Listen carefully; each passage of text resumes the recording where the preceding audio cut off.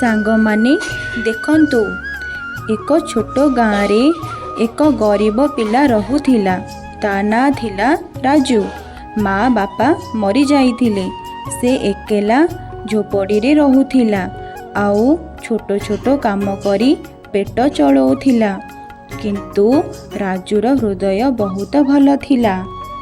एक दिने राजू जंगल को काठ आनिबाकू जाइथिबा समय रे गोटे आघात लागिथिबा सुनार पक्षी को देखिला। राजू रे बाप रे, तुमको किए आघात करिला? भय नहीं, मु तुमको बंचेई देबी। एतिकी कही सी पक्षीटी को धरी हातरे घर को नहीं आसिला। गाँव रे पहुँचीबा परे लोक माने ताकू देखी बहुत थट्टा परिहास कले। लोक माने कहिले, गोटे पक्षी पाई एते परिश्रम, एते कौन भल काम नुहे? तू तो गरीब, तू निज कथा बुझी पारुनु, तू कौन पक्षी को बंचेबू? तापरे राजू कहिला, जीवनर मूल्य सबुठारु बड़।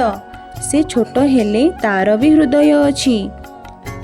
तापरे राजू ताको घर को नहीं आसिला। एक राति रे राजू देखे कि पक्षी किछि सुनार भस्म छाड़ी जाइछि।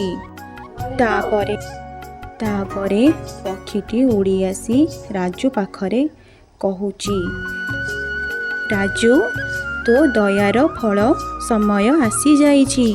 तू मोर परीक्षा रे उत्तीर्ण करिछु। एतिकी कही पक्षीटी कुआड़े उभान होईगला। आगामी दिन राजू उठी देखे तो झोपड़ीटा सुनार घर हेईगला। से बहुत आश्चर्य हेईगला, एमिति केमिति हेई पारिबो? बाहरे सबु लोक आश्चर्य रे देखुछंती।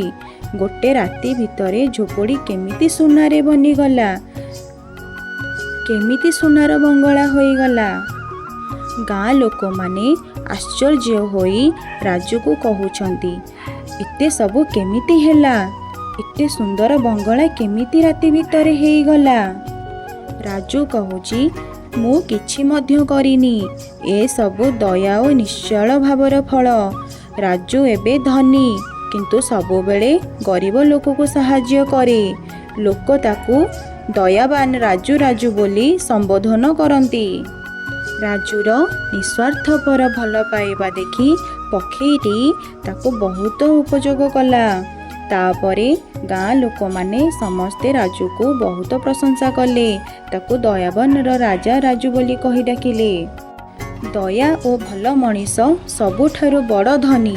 जेबे तुमे निश्चल हृदय रे साहाय्य करुछ, समस्ते देखिबे चमत्कार गोटे दिन निश्चिंत भावरे हेबो। सांगमाने जदि एही कहानीटी भल लागिछि तेबे लाइक एवं सब्सक्राइब एवं शेयर करि नेबे।